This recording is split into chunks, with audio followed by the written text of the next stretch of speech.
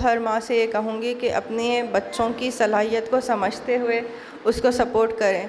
ये ना सोचें कि आपके पास पैसे हैं या नहीं। खिदमत का काम आगाज़ करेंगे, यही हमारा मकसद है। कोई पैसा कमाना इस कॉलेज का मकसद नहीं रहेगा इंशाअल्लाह।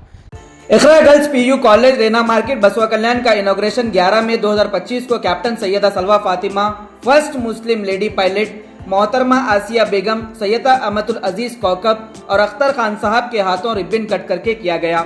इस मौके पर कॉलेज की तरफ से जो क्विज कंपटीशन रखा गया था, उसमें पार्टिसिपेट करने वाले स्टूडेंट्स को खराअंदाजी के जरिए फर्स्ट, सेकेंड, थर्ड, फोर्थ और इसी तरह 20th रैंक तक आने वाले स्टूडेंट्स को इनाम से नवाजा गया। इसी के साथ साथ एक मोटिवेशनल टॉक रखा गया, जिसमें मेहमान ने अपने कीमती अल्फाज से स्टूडेंट्स और पेरेंट्स को मोटिवेट किया। इस मौके पर मौजूद मेहमान captain Syeda Salwa Fatima, Meraj Ahmed engineer UK, Asif Iqbal founder IAS academy Gulbarga मौजूद थे। आखिर में इकरा गर्ल्स पीयू कॉलेज के चेयरमैन सरदार खान साहब ने कहा कि कॉलेज खोलने का मकसद महज पैसे कमाना नहीं है, बल्कि उन बच्चों तक तालीम को पहुंचाना है जो फीस नहीं दे सकते। वो चाहते हैं कि कोई बच्चा तालीम से महरूम ना रहे। इसी जज्बे के तहत कॉलेज के मैनेजमेंट ने फीस को कम करने का ऐलान करते हुए कहा कि आर्ट्स में एडमिशन लेने वाले स्टूडेंट्स को 6,000 और साइंस में एडमिशन लेने वाले स्टूडेंट्स को 13,000 रुपये फीस रखी गई है। बात करियर की, तो पहले तो मैं यहाँ मौजूद हर माँ से ये कहूँगी कि अपने बच्चों की सलाहियत को समझते हुए उसको सपोर्ट करें।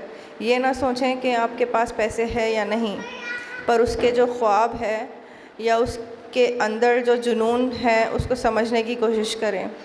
जैसे कि मैं एक मिडिल क्लास फैमिली से बिलोंग करती हूँ। मेरे पास इतनी इस्तिताअत नहीं थी, लेकिन मेरे माँ ने मुझे एक बात कही थी कि दुनिया में चाहे तुम कोई भी मुकाम हासिल करो, अपनी ज़मीन को मत भूलना। तो अल्हम्दुलिल्लाह कहीं ना कहीं मुझे ऐसा लगता है कि भाई मैं वो बैकग्राउंड से आई हूँ, तो मुझे उसके पंख को नहीं छोड़नी चाहिए। तो आप ऐसे माँ, एज अ सास, ये अदबन गुजारिश करती हूँ कि चाहे आपकी बहू रहो या बेटी, उसकी सलाहियत को समझते हुए उसको आगे बढ़ने की हिम्मत अफजाई करें। एज अ मदर, मैं खुद एक माँ होते हुए ये बात बताती हूँ कि सुबह उठकर टिफ़िन बनना कितना मुश्किल होता है। मैंने तब एक्सपीरियंस किया जब मैं खुद माँ बनी। तो उस तकलीफ़ को अपनी माँ बाप की ज़ाया ना जाने दें और अपनी जस्तजू और अपने लगन से अपने दिमाग में जो ख्वाब आपने पैदा किए हैं उसको ताबीर पर लाने की कोशिश करें। और माँ बाप बच्ची है, क्या करेगी, बाद में चल, ऐसे ताने तो माँ बाप को सुनने को मिलते हैं। लेकिन अगर आपकी बच्ची में इतनी सलाहियत है तो उन तानों को सुनते हुए आगे बढ़ने की आदत डाल लिए, तो आप अपनी बच्ची को उस मुकाम तक पहुंचा सकते हो जिस मुकाम तक वो पहुंचना चाहती है।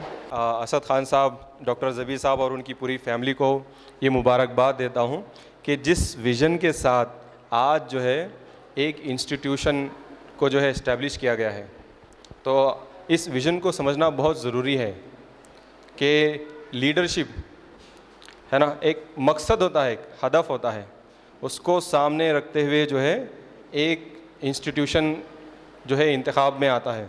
हम इस बात की अहमियत को समझने में जो है काफ़ी हद तक फेल हो चुके हैं। बच्चे माँ बाप से सिर्फ एक हसरत भरी निगाह, एक मुस्कुराहट, 2 अल्फाज, माशाअल्लाह बहुत अच्छा किया आपने कोशिश की, यही बड़ी बात है ना।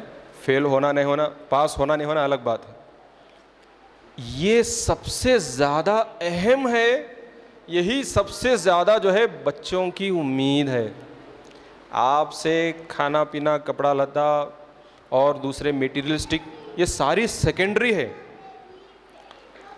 जो जज्बाती तौर पर बच्चे अपने माँ बाप से ए वर्ड ऑफ एप्रिसिएशन, हमने सोचा कि इस इकरा पीयू कॉलेज को सभी की तरह ना बनाया जाए, बल्कि इसको ख़ास करके गर्ल्स के लिए बनाया जाए, गर्ल्स के लिए रखा जाए, ओनली फॉर गर्ल्स, जिसमें आर्ट्स और साइंस की तालीम, स्पेशली आर्ट्स एंड साइंस। और इस आर्ट्स और साइंस के साथ साथ अब क्या हो रहा है, देखने में ये आया है कि बहुत सारे बच्चे नीट को ट्राई कर रहे हैं, बच्चियां ख़ास करके, जो नीट के अलावा दूसरे डायरेक्शंस उन्हें मालूम नहीं है कि और क्या क्या फील्ड्स हैं और क्या क्या आसमान हैं, कहाँ कहाँ प्रवास करनी है, उसका आइडिया नहीं है। जैसा सेंट्रल यूनिवर्सिटी एंट्रेंस टेस्ट होता है 12th के बाद, CUET जिसे हम कहते हैं, उसके ज़रिए से सेंट्रल यूनिवर्सिटीज़ में पढ़ाई की जा सकती है। बहुत सारे सेंट्रल यूनिवर्सिटीज़ हैं जिसका कैंपस ही जो है 100-100 एकड़ पे होता है। उतने बड़े यूनिवर्सिटीज़ हैं, सब्सिडाइज्ड फीस पे पढ़ाई की जा सकती है, तो वहाँ पे नीट से थोड़ा कम मेहनत में दाखिला लिया जा सकता है। लेकिन अब हो ये रहा है कि नीट के लिए जो बच्चे ट्राई कर रहे हैं, मेहनत कर रहे हैं, टैलेंटेड बच्चे हैं, लेकिन नीट नहीं होता है तो डिप्रेशन में जा रहे हैं, रिपीट पे रिपीट करते जा रहे हैं, डिप्रेस हो रहे हैं।